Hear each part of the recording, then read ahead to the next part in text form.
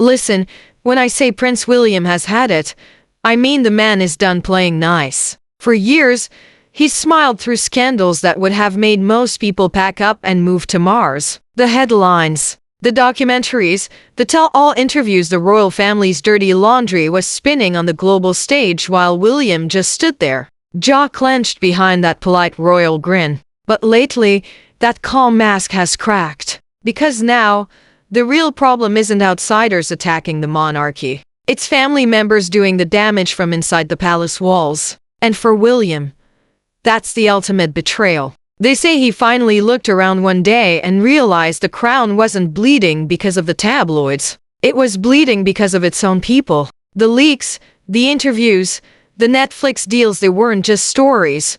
They were bullets. So William decided something. No more second chances. No more tea parties and forgiveness letters. If the monarchy was going to survive, it needed to stop acting like a family and start acting like an institution. And let's be honest, when William decides something, it's not done with fireworks. It's done with strategy. Behind those massive palace gates, away from the cameras and the garden parties, something new began to stir. Whispers say William's inner circles started holding discreet meetings, the kind that never show up on any official record. What were they planning? A royal realignment. The goal? To make sure that when William takes the throne, he can strip or redefine royal titles without Parliament batting an eye. It's not about punishing Harry and Meghan, at least not directly. It's about cleaning house, getting rid of what William reportedly calls the royal dead weight. This isn't the loud, messy kind of palace drama we're used to. No shouting matches, no dramatic exits, just precision. A strategy so clean, so quiet, it could change the royal map forever without a single paparazzi photo to prove it happened. And here's where it gets spicy. This plan doesn't stop at Harry and Meghan. It's aimed at something much bigger, redefining what royal even means. Because in William's mind, if you don't serve the crown, you don't deserve the crown. Now, let's talk about the monarchy's secret superpower, something most people have never even heard of. Letters patent. Think of it as the royal version of a magic wand. It's a document signed by the monarch that decides who's royal and who's not.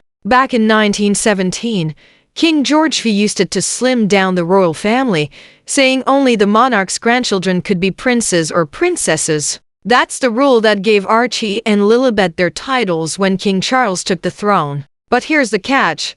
That rule isn't carved in stone. It can be rewritten anytime the reigning monarch or an heir with enough power decides to tighten the reins. And rumor has it William's legal team already has the new version drafted. The proposed change: only working royals and direct heirs keep their titles. That means if you're living abroad doing podcasts instead of palace duties, poof, title gone. No lawsuits, no debates, no long speeches in Parliament. Just one signature, one seal, and centuries of royal privilege vanish like perfume in the wind. This, my friend, is not revenge. It's reform. The quiet kind that shakes a dynasty to its core. And if the whispers are true, when William finally wears the crown, those ink-stained papers sitting in a royal drawer might just be his first order of business. Because the future king isn't here to play prince anymore. He's here to protect the throne. Behind the golden doors of Buckingham Palace, the air's gotten heavy like thunder before a storm. King Charles and Prince William aren't just father and son anymore. They're two men standing on opposite sides of the same crown. Charles, ever the peacemaker, still dreams of family reunions and handwritten apologies. He's the man who believes everything can be solved with tea, letters, and forgiveness. But William, he's looking at the same family drama and seeing a sinking ship. Sources whisper that their private conversations have gone from polite to icy. Charles supposedly told William to remember mercy. William's reply: mercy is what got us here. Wow. Let that sink in. Because in William's eyes, every time his father offered forgiveness, another scandal followed.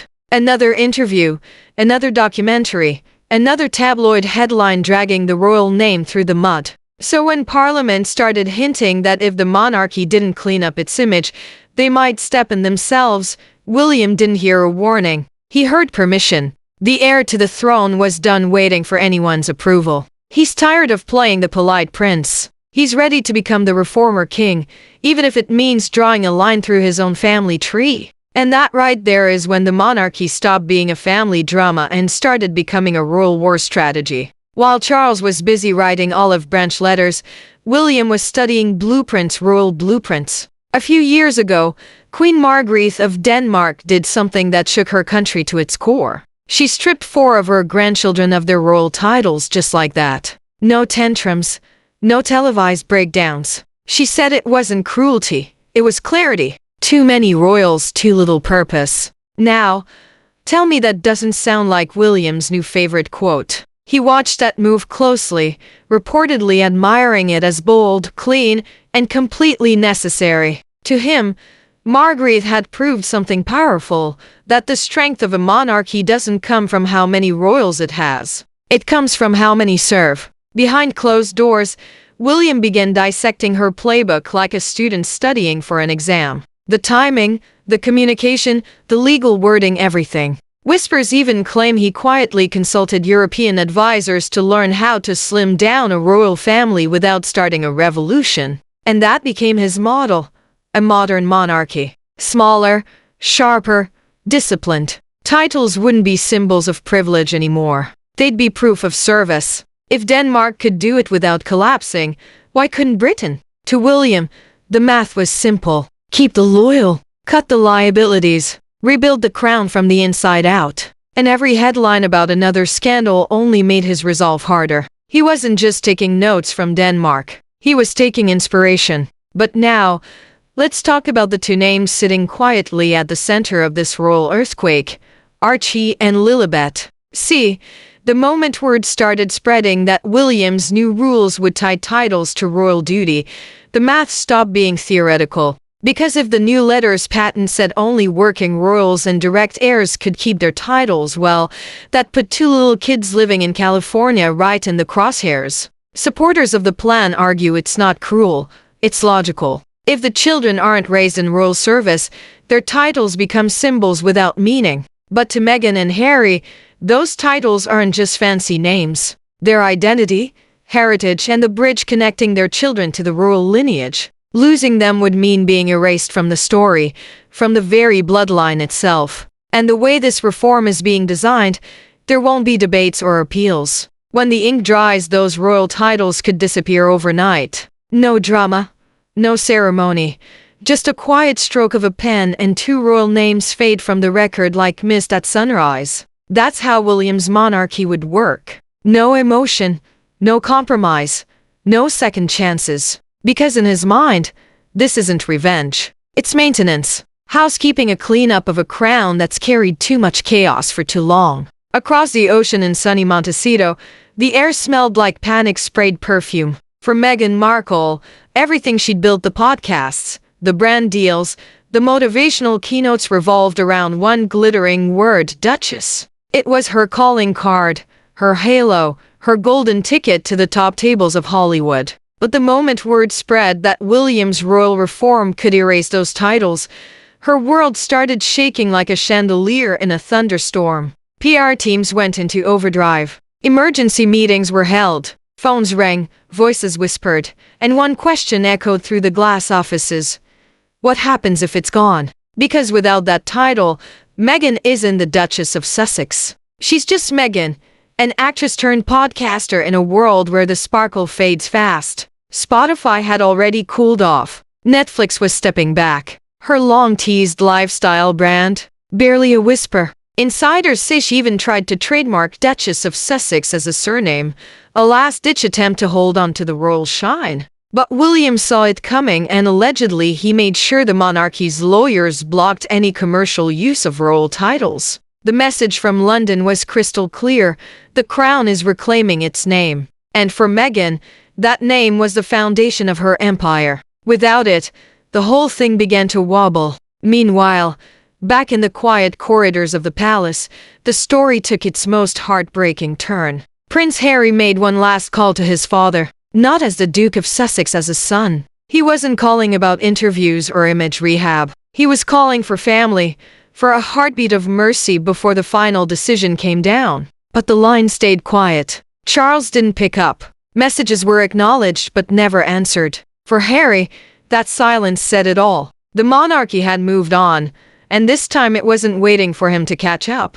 Across the ocean, Meghan tried to keep control, drafting statements, strategizing PR comebacks, whispering about new narratives, but no spin could stop what was coming. Because while Montecito brainstormed hashtags, William was already signing papers. The decision was clinical, precise, and final. Harry hadn't been betrayed. He'd been edited out. And that's how it ended. Not with fireworks, not with scandal, but with silence. William had reclaimed the throne's dignity. Charles had retreated into peace. And Harry and Meghan stood on the outside looking in, wondering how everything that once sparkled turned to smoke. The palace gates stayed closed. The headlines quieted. The monarchy reborn under William's iron calm gleamed like a polished crown. Smaller, harder, unshakable. And somewhere in California, Meghan stared at a world that no longer called her Duchess. Her empire built on titles had vanished with his signature.